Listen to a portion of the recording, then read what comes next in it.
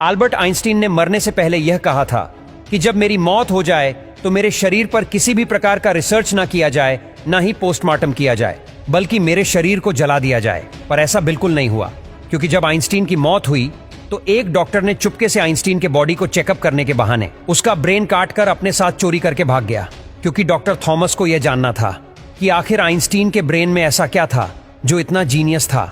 Einstein का brain किसी आम इंसान की तरह नहीं था, बल्कि इसके ब्रेन में इतनी ताकत थी कि जो 1000 आदमी मिलकर एक सवाल को सोल्व नहीं कर सकता था, वह आइंस्टीन अकेले ही कर देता था।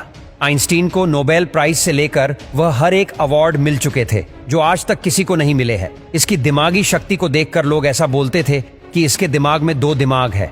आइंस्टीन को जब लगा कि वह मरने वाला है तो उसने अपने बेटे को अपने पास बुलाया और उससे कहा कि बेटा, मैं तो मर जाऊंगा, लेकिन मेरे मरने के बाद मेरे शरीर को पोस्टमार्टम मत करना और ना ही इस पर रिसर्च करना।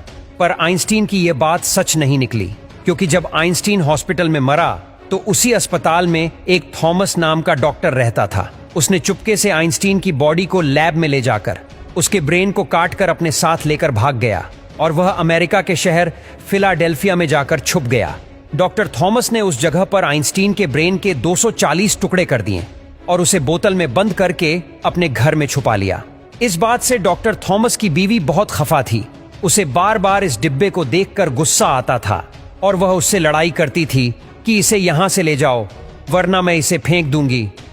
बात इतनी बढ़ गई कि डॉक्टर थॉमस ने अपनी बीवी को ही तलाक दे दिया और वह वहां से ब्रेन लेकर चला गया।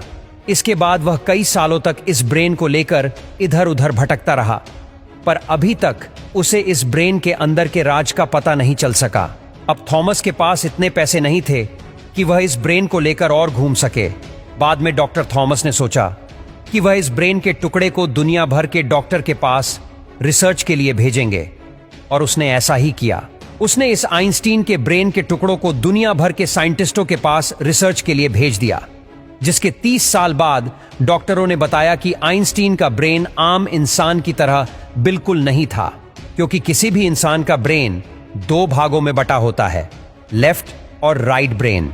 लेफ्ट साइड के ब्रेन का काम होता है लिखना, समझना या किसी सवाल को सोल्व करना, और राइट ब्रेन का काम होता है आकृति को समझना, पेंटिंग और कई सारे काम होते हैं।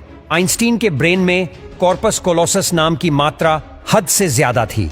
इसी वजह से वह अपने दिमाग में ही किसी भी सवाल को बिना लिखे कैलकुलेट करके उसका आंसर बता देता था। साथ ही इसके ब्रेन में न्यूरॉन्स का भी फ्लो हद से ज्यादा होता था। किसी भी इंसान का ब्रेन 1400 ग्राम का होता है, वहीं आइंस्टीन का ब्रेन मात्र 1200 ग्राम का था। साथ ही इसकी ब्रेन भी काफी पतली थी। इस वजह से इसका दिमाग रॉकेट की तरह काम करता था। आइंस्टीन जब पैदा हुआ था तो यह 5 साल तक कुछ भी नहीं बोल पाया था, जबकि कुछ बच्चे 1 साल के अंदर ही बोलने लगते हैं।